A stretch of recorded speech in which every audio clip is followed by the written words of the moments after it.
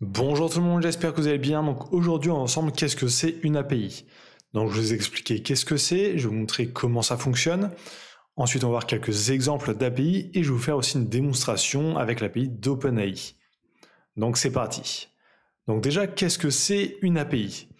Donc une API, c'est quelque chose qui va vous permettre d'interagir avec un serveur, donc un peu comme un navigateur fait quand vous allez afficher un site web.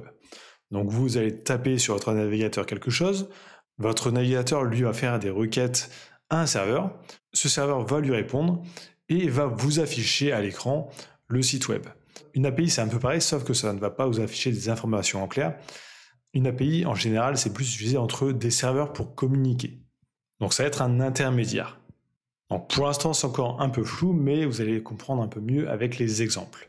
Donc déjà pour les API il y a plusieurs types. Donc il y a des API GET qui vont servir à récupérer juste des données. Par exemple, vous voulez connaître la météo dans une ville, vous allez faire une requête avec juste par exemple le nom d'une ville et ça va vous renvoyer la météo de cette ville. Donc vous allez juste pouvoir lire des données. Ensuite, il y a la requête POST. Avec la requête POST, vous allez pouvoir envoyer aussi des données, que ce soit de l'audio, de la vidéo, du texte, etc. Par exemple, quand vous allez faire une requête à l'API de ChatGPT, vous allez lui envoyer du texte et ça va vous renvoyer aussi du texte ou une image. Donc en général, GET et POST, c'est les plus utilisés. Mais il y en a aussi d'autres, donc il y a PUT. Donc là, c'est pour mettre à jour des données ou DELETE pour supprimer des données. Mais nous, dans nos exemples, on va rester sur GET et POST. Donc on va voir un peu quelques exemples d'API. Donc là, par exemple, j'ai lancé une requête dans mon navigateur, mais c'est une requête à un API.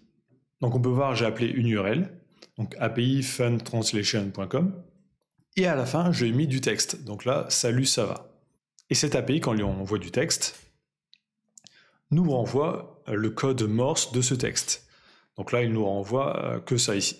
Donc il ne nous envoie pas d'interface comme sur un site web, il va juste envoyer le résultat. Donc c'est ça en fait la vraie différence, c'est que ça ne vous envoie pas du tout d'interface, pas de code HTML, etc.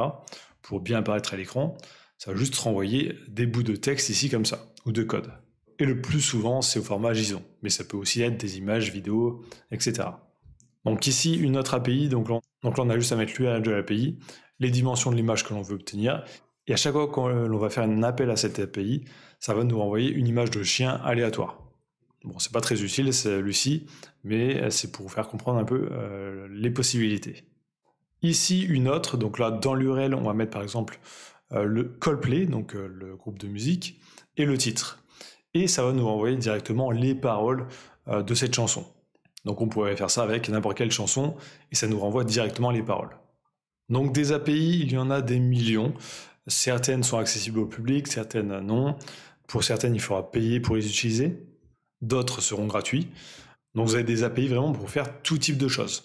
Donc pour récupérer la météo dans une ville, pour récupérer les courses de la bourse, pour acheter carrément des actions via un appel API, pour publier aussi des vidéos sur YouTube, c'est possible de le faire via des API, pour publier un peu sur n'importe quel réseau social aussi. Donc si vous voulez avoir une idée des API disponibles, vous pouvez taper Public API dans Google, vous en trouverez des gratuits ici, ou aussi aller sur rapidapi.com sur la marketplace, et là vous en aurez 28 000, pour faire tout type de choses. Donc là, pour récupérer du contenu sur Instagram, sur TikTok, sur Amazon, etc. Donc les possibilités sont vraiment infinies. Donc comment utiliser ces API? Donc en général, avec une API, vous aurez toujours une documentation. Donc pour certaines API, ça sera très simple, pour certaines, ça sera assez compliqué. Donc là, je suis par exemple sur l'API qui permet de récupérer les paroles de chansons. Donc la documentation est là très simple, parce qu'il y a juste un URL à appeler. Donc là, il nous dit de faire une requête GET, d'appeler cette URL, et dans cette URL, de mettre le nom de l'artiste, plus ici le nom du titre. Et c'est tout. Pour cette URL, c'est très simple. Mais pour d'autres, il va falloir mettre plus d'informations. Donc justement, on va voir par exemple avec ChatGPT. Donc justement, par exemple, on va voir avec l'API de ChatGPT. Donc là, je suis sur la documentation d'OpenAI. Donc OpenAI a plusieurs API, parce qu'il y a une API pour générer du texte, une autre pour la vision, pour créer de l'audio, le text-to-speech, pour créer des images, etc. Donc c'est des API différentes à chaque fois. Donc là, on a une documentation qui est assez complète. Alors souvent, quasiment toujours, ça sera en anglais, les documentations. Mais vous pouvez utiliser ChatGPT pour les comprendre. En général, ChatGPT est plutôt bon pour comprendre les documentations et vous donner directement les codes fonctionnels. Donc là, voici la requête que je dois faire. Donc la requête peut être faite en plein de langages de programmation différents. Donc là, il y a des exemples en Python, Node, etc. Donc là, il faut faire une requête post à cette URL. Donc API openai.com, mais aussi mettre d'autres paramètres. Donc je vais vous faire voir comment ça fonctionne. Donc pour la démonstration, je vais vous le faire sur Browser Automation Studio parce que l'interface est un peu plus simple qu'avec du code. Donc là, je vais aller dans HTTP client. Je vais choisir la requête post. Et là, je peux mettre mes différents paramètres. Donc en URL, je vais mettre l'URL que la documentation m'a donné. Ensuite, ici, j'ai le header. Donc je vais prendre ces données ici, donc content type et authorization bearer, donc là ça va être la clé API. Parce que pour certains API, il faudra avoir une clé, donc cette clé vous l'obtiendrez en vous inscrivant sur le site et ce sera une clé unique qui vous appartiendra. Donc un peu comme un mot de passe.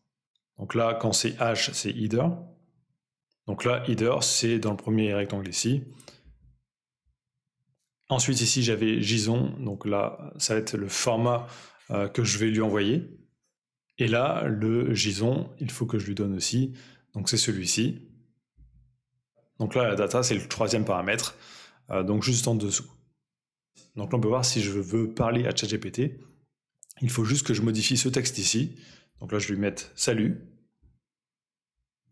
Ici, on peut choisir le modèle. Donc GPT-3, GPT-4, GPT-O mini, etc. Et aussi lui donner des instructions. Par exemple, essaye d'être le meilleur assistant possible. Et là aussi, il faut mettre ma clé API. Donc la clé API, vous la trouverez directement sur votre compte. Donc moi, là, je vais faire OK, je ne vais pas mettre la clé API, mais c'est juste pour vous montrer comment ça fonctionne.